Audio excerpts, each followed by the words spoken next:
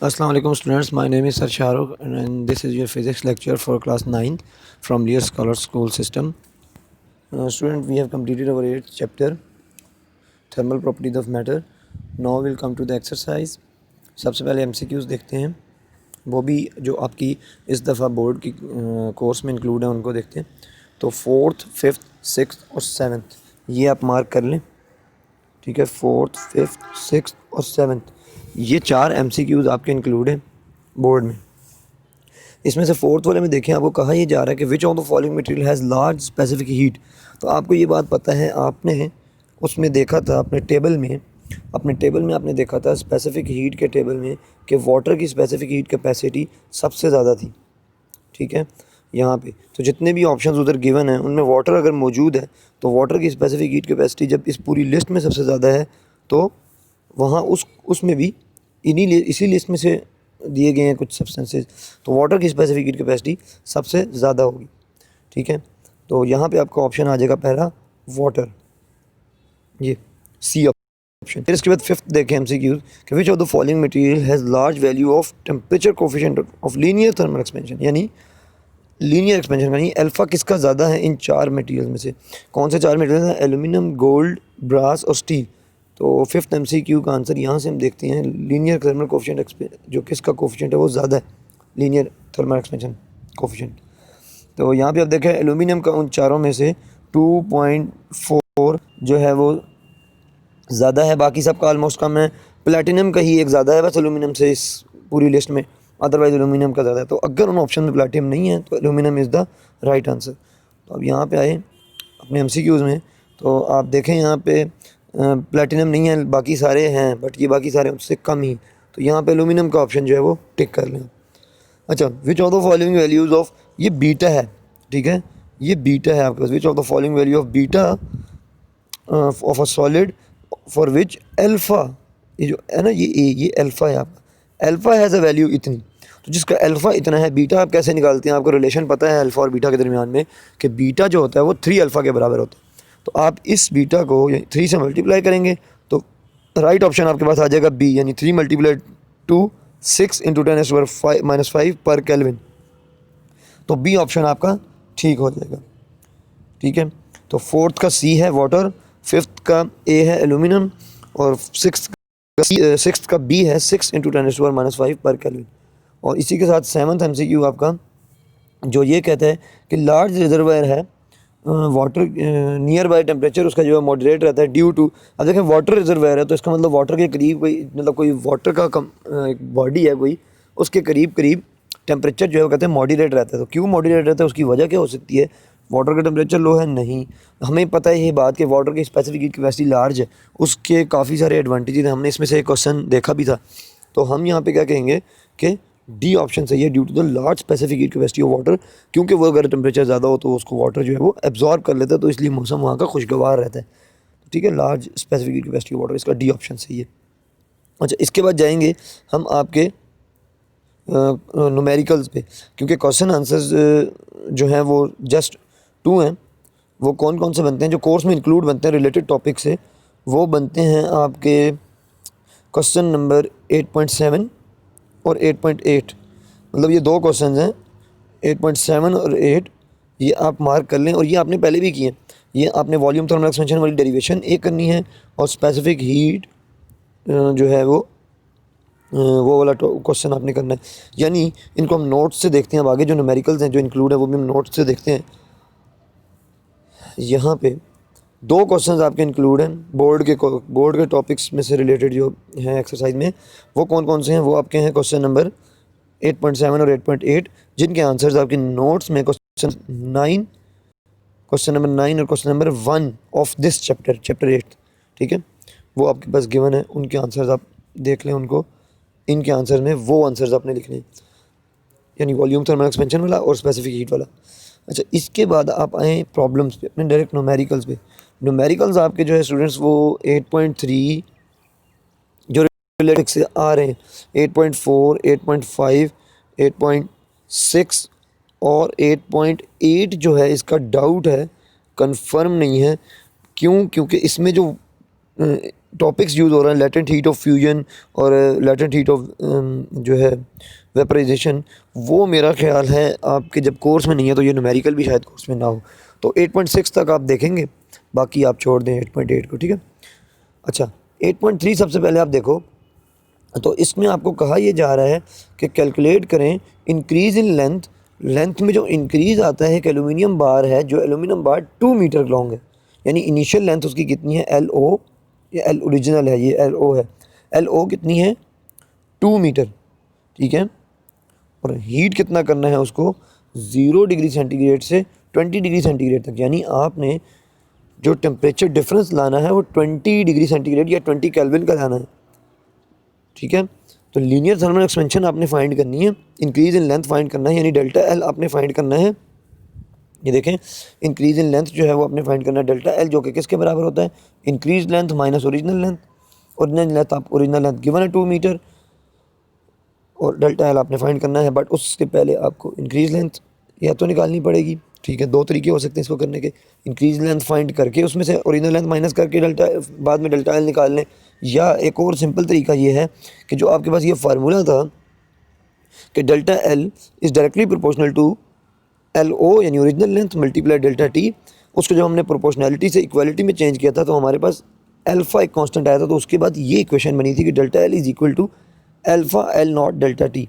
आप इसके अंदर वैल्यूज़ पुट करके डायरेक्ट डेल्टा एल निकाल सकते हैं, ठीक है। यानी आपके पास जो ये फार्मूला है, आपके नोट्स में क्वेश्चन बनता है यहाँ, तो बजाय इसके कि आप ये फार्मूला लगाएं, पहले डेल्टा एल निकालें और उसके बाद एल माइनस एल नॉट करके डेल्टा एल निकालें, आप क्या कर सकते हैं, आप डायरेक्ट ये फार्मूला आप लगाएं और डायरेक्ट यहाँ से डेल्टा एल निकाल लें, क्योंकि आपको अल्फ़ा भी गिवन है, एल ओरिजिनल लेंथ भी गिवन है और डेल्टा टी आप फाइंड कर लेंगे। तो आप जाएँ अपने न्यूमेरिकल में और ये फार्मूला यूज़ करें डायरेक्ट, ठीक है। दो तरीके हो सकते हैं, लेकिन ये जो दूसरा तरीका है वो ईजी।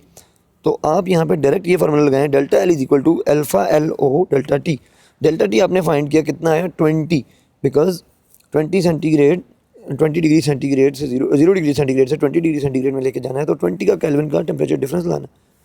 तो आप टेम्परेचर डिफरेंस फाइंड करें, अल्फ़ा की वैल्यू आपको गिवन है और वैल्यूज़ आपने जस्ट पुट करनी है, तो आपके पास डेल्टा एल आ जाएगा, ठीक है। तो डेल्टा एल यहाँ से देखें, डेल्टा एल यहाँ से देखें, ये अल्फ़ा की वैल्यू पुट की, साथ एल ओ यानी ओरिजिनल लेंथ की वैल्यू पुट की और ये टेम्परेचर डिफरेंस निकाल लिया। अब यहाँ पे आप देखें अल्फ़ा के साथ यूनिट है पर केल्विन, तो ये पर केल्विन इस केल्विन से कट जाएगा, ठीक है। ये पर केल्विन इस केल्विन से कट जाएगा और आपके पास नेक्स्ट क्या बचेगा, 2.5 जब मल्टीप्लाई होगा इस 2 मीटर से और 20 केल्विन से 20 से, तो आपके पास वैल्यू आ जाएगी कुछ ये 100 इंटू 10⁻⁵, ठीक है। और सिर्फ मीटर बच जाएगा क्योंकि ये किसी से नहीं कटा।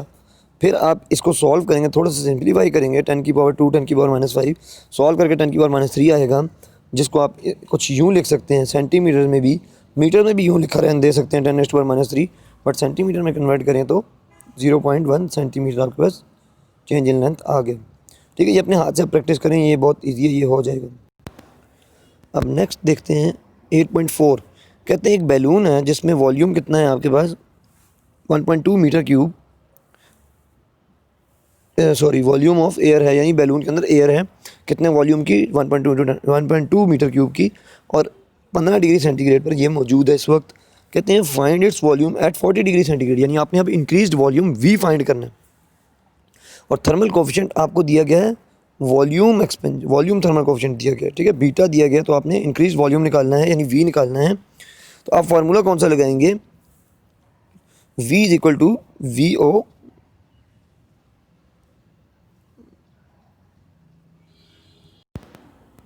One plus beta delta T, ठीक है। तो आप यहाँ पे इस फार्मूले में वैल्यूज़ पुट करने के लिए अपना बीटा देखिए गिवन है आपको, ठीक है, वी ओ आपको गिवन है 1.2 मीटर क्यूब, बीटा भी गिवन, डेल्टा टी आपने निकालना है। तो डेल्टा टी निकालने के लिए आप क्या करेंगे, 15 डिग्री सेंटीग्रेड से 40 डिग्री सेंटीग्रेड तक जाना है। तो टेम्परेचर कितना इंक्रीज़ हो रहा है, 25 डिग्री सेंटीग्रेड आपके पास टेम्परेचर डिफरेंस आएगा, या फाइंड कर लेंगे और उसको 25 केल्विन लिख देंगे, या केल्विन में कन्वर्ट करके डिफरेंस लें, या डिग्री सेंटीग्रेड में डिफरेंस लेके उनको केल्विन के बराबर रखें, क्योंकि जितना डिग्री सेंटीग्रेड में यूनिट्स इंक्रीज डिग्रीज होते हैं उतना ही केल्विन में। तो आपके पास 20 डिग्री सेंटीग्रेड का डिफरेंस जो है वो 20 केल्विन के डिफरेंस के ही बराबर होगा, ठीक है। चाहे आप डायरेक्ट 40 माइनस 15 करें 25 डिग्री सेंटीग्रेड आएगा, या चाहे आप उस टेम्परेचर में प्लस 273 करके उसको केल्विन में कन्वर्ट कर लें, तब भी डिफरेंस 25 ही आएगा,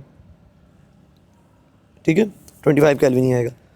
ये जो हम कर रहे हैं ना T1 और T2 में हम लोग 273 ऐड कर रहे हैं, यहाँ पे भी और यहाँ पे भी, ये हम बेसिकली डिग्री सेंटीग्रेड से केल्विन में कन्वर्ट करते हैं।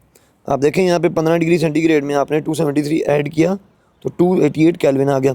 यहाँ आपने 40 डिग्री सेंटीग्रेड में 273 ऐड किया तो 313 केल्विन आ गया, ठीक है। तो हम डिग्री सेंटीग्रेड में जब 273 ऐड करते हैं तो हम केल्विन टेम्परेचर में चले जाते हैं, और अगर हम टेम्परेचर केल्विन से -273 करें तो हम डिग्री सेंटीग्रेड टेम्परेचर में चले जाते हैं। तो यहाँ से हमने केल्विन में कन्वर्ट करके डिफरेंस लिया, या डिफरेंस लेने के बाद जो सेंटीग्रेड में डिफरेंस आया उसी को केल्विन के बराबर लिख दिया। दोनों एक ही बात है, ठीक है, दोनों सेम होते हैं। अच्छा, इसके बाद आपने जब वैल्यूज़ पुट की इस फार्मूला में, ठीक है, यहाँ पे आपको ओरिजिनल वॉल्यूम गिवन था 1.2 मीटर क्यूब, बीटा की वैल्यू आपको गिवन थी 3.67 × 10⁻³ पर केल्विन, डेल्टा टी आपने फाइंड कर लिया 25 केल्विन, आपने तीनों वैल्यूज़ पुट की तो इक्वेशन कुछ यूँ बनी। इसके बाद आपने इसको सिंप्लीफाई किस तरह करना है, ये पर केल्विन केल्विन से कट जाएगा, ये जो छोटी सी वैल्यू है 0.00367 ये मल्टीप्लाई होगी 25 से, फिर 1 इसमें ऐड किया जाएगा, जो भी वैल्यू आएगी उसको आप मल्टीप्लाई करेंगे, जो कि ये वैल्यू बनेगी 1 ऐड करने के बाद, ये इसको आप मल्टीप्लाई करेंगे 1.2 मीटर क्यूब से, तो आपका वॉल्यूम आ जाएगा ऑलमोस्ट 1.3 मीटर क्यूब। तो ये आपका इंक्रीज वॉल्यूम है एट 40 डिग्री सेंटीग्रेड, ठीक है। इसके बाद आप देखिए 8.5 पे आए। 8.5 टॉपिक आपका क्या कहता है कि 8.5 में अब ये करेंगे, आपको कह रहे हैं how much heat is required to increase the temperature of 0.5 kg of water.